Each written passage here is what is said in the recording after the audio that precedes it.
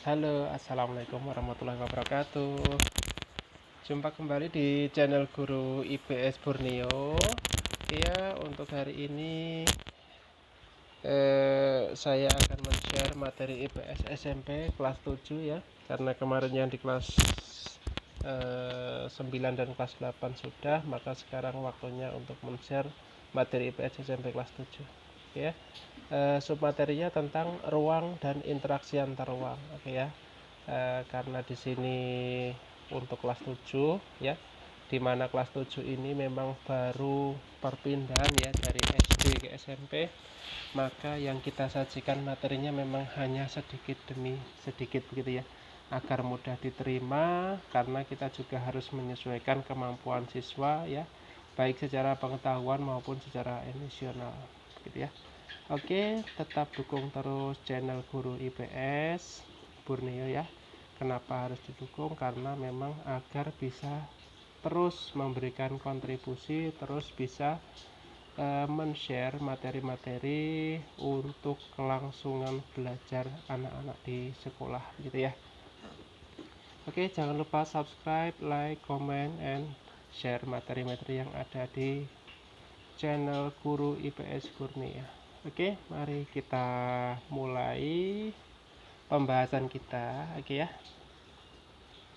Kita mulai dulu dari pengertian ruang. Oke ya. Tentu kata ruang ini tidak lagi asing ya, karena memang sudah sering kali kita mendengar kata ruang, begitu ya. Nah, kalau ruang menurut kajian IPS di sini adalah sebuah tempat di permukaan bumi, baik secara keseluruhan maupun hanya sebagian, yang digunakan oleh makhluk hidup untuk tinggal. Nah, gitu ya. Itu pengertian dari ruang. Oke ya. Kemudian ruang ini mencakup semua yang ada di atas maupun di dalam bumi, juga segala perairan yang berada di sekitarnya. Nah, maksudnya di sekitarnya itu adalah sekitar tempat tinggal makhluk hidup tersebut, begitu ya. Bahkan makhluk hidup termasuk bagian dari ruang, gitu ya kawan-kawan ya. Jadi semua baik yang ada di angkasa ya, yang bisa dimanfaatkan oleh manusia termasuk ruang. Semua yang ada di dalam bumi, di dalam lapisan tanah ya, semua tambang itu juga masih termasuk ruang. Begitu juga dengan perairan, sampai kedalaman berapapun yang masih bisa dimanfaatkan oleh manusia itu masih termasuk ruang gitu ya. Nah, jadi untuk pengertian ruang ini sangat sederhana, sangat simpel sekali ya. Semua tempat di permukaan bumi ini yang digunakan oleh makhluk hidup untuk tinggal. Nah, oke, kita lanjut tentang interaksi antar ruang. Oke ya. Dari pengertian ruang tadi ya, tentunya setiap wilayah ya, karena kondisi geografisnya berbeda, tentunya mempunyai ciri khas ataupun karakteristik yang berbeda pula, sehingga membedakan ruang yang satu dengan ruang yang lainnya, begitu ya kawan-kawan ya. Masih bisa memahami ya? Oke ya. Baru berjalan sekitar 4 menit, tentunya dalam memperhatikan belum buyar ya, atau bisa dikatakan masih konsentrasi gitu ya. Oke, dari setiap ruang tadi mempunyai perbedaan ciri khas atau karakteristik, menyebabkan adanya interaksi antar ruang ya, karena mereka saling membutuhkan dalam memenuhi kebutuhan hidup. Oke ya kawan-kawan ya, ini ternyata hujan, tapi tidak masalah ya, suaranya nanti masih tetap bisa didengarkan ya kawan-kawan ya. Hujan tidak boleh menyurutkan niat begitu ya. Begitu juga kawan-kawan juga, ketika ada hujan jangan lantas tidak belajar gitu ya. Tetap belajar dimanapun Anda berada. Oke.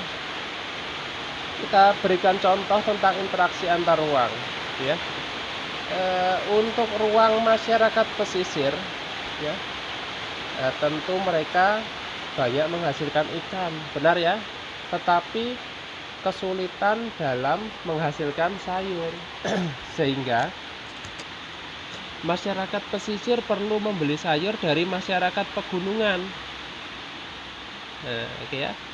Di pegunungan tentunya banyak dihasilkan sayur karena memang sesuai dengan keadaan alamnya, begitu ya. Tetapi masyarakat pegunungan pun susah untuk menghasilkan ikan. Sehingga mereka pun perlu membelinya dari ruang masyarakat pesisir, sehingga terjadi interaksi antara kedua masyarakat tersebut. Tentunya interaksinya terjadi melalui sebuah kegiatan perdagangan atau kegiatan jual beli. Oke ya, bisa dipahami ya. Masih dalam kategori materi yang mudah ya kawan-kawan ya. Selanjutnya ada faktor-faktor yang mempengaruhi interaksi antar ruang ya. Jadi interaksi antar ruang itu bisa terjadi atau tidak, itu ada beberapa hal yang mempengaruhi. Ya, yang pertama adalah complementarity. Oke kawan-kawan, complementarity bahasa Inggris ya. Bahasa Indonesianya adalah saling melengkapi. Oke. Artinya apa? Artinya ruang yang satu dengan ruang yang lain dengan karakteristik yang berbeda tadi tentunya dituntut untuk saling melengkapi, gitu ya. Melengkapi apa? Melengkapi kebutuhan hidup ruang yang lain, begitu ya. Misalnya begini, wilayah A ya, wilayah A menghasilkan sayur. Tadi anggap saja wilayah A ini pegunungan tadi ya. Sedangkan wilayah B menghasilkan ikan. Nah, anggap saja yang contoh yang pertama tadi adalah wilayah pesisir. Nah, maka wilayah A dan B ini akan saling berinteraksi melalui jual beli. Artinya apa? Ketika mereka berinteraksi akan saling melengkapi. Yang perlu sayur akhirnya bisa terpenuhi, yang perlu ikan pun bisa terpenuhi. Begitu ya kawan-kawan ya. Mudah sekali ya, complementarity atau saling melengkapi. Kemudian faktor yang kedua adalah intervening opportunity ya. Intervening opportunity ini kalau diartikan dalam bahasa Indonesia itu adalah kesempatan antara, gitu ya. Oke, setelah nanti kawan-kawan mendengarkan penjelasannya akan mudah dipahami ya, akan mudah dipahami, jangan khawatir. Oke, untuk intervening opportunity ini adalah suatu lokasi yang memberikan pilihan lebih baik untuk melakukan interaksi antar ruang. Maksudnya bagaimana? Maksudnya dalam hal ini tentunya berkaitan dengan jarak dan biaya yang akan muncul. Seseorang dari ruang tertentu mau membeli barang ke ruang yang lain, tentunya mempertimbangkan biaya, ya. Kalau ada suatu wilayah yang lebih dekat dan barang yang mau dibeli ada, pasti membeli ke lokasi yang lebih dekat. Benar tidak? Nah, pasti benar ya. Oke, contohnya begini. Penduduk dari wilayah A biasa membeli ikan di wilayah B. Tetapi sekarang muncul wilayah C yang juga menjual ikan. Kualitasnya tidak kalah ya kawan-kawan ya.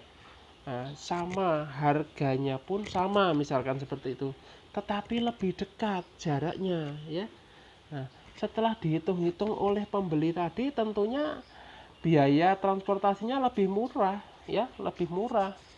Nah, akhirnya apa? Akhirnya penduduk A ini tentunya beralih membeli ikan ke wilayah C. Apa enggak kan? Karena memang lebih dekat, lebih cepat dan lebih murah. Nah, ya. Akhirnya memunculkan sebuah interaksi antara wilayah A dan B tadi melemah. Orang-orang dari wilayah A tadi tidak membeli lagi ke wilayah B, tetapi mereka singgah di wilayah C yang lebih dekat. Intervening opportunity ya. Ini tidak susah ya. Dengan membaca atau dengan diberikan contoh tentu kita akan cepat memahaminya. Oke, yang ketiga ya, yang ketiga masih ada ya, tetapi di materi yang kami share di sini belum tertulis ya. Oke, akan saya sharekan. Oke, yang ketiga itu adalah tentang kemudahan transfer ya, atau dalam bahasa Inggrisnya transferability begitu ya. Seseorang ingin berinteraksi ke ruang yang lain, tetapi apabila jalan rusak, tentu saja akan menunda interaksi dengan ruang tersebut. Misalkan orang dari kota mau menjual sayur ke kampung, sementara dalam perjalanan ke arah kampung tersebut jalannya rusak parah ya. Nah, sehingga orang tersebut mengalami kesusahan dalam mengirim atau dalam transfer barang tadi. Nah, kalau dihitung-hitung secara biaya lebih mahal dibandingkan dengan keuntungannya. Nah, sehingga hal tersebut akan menunda interaksi antar ruang ya.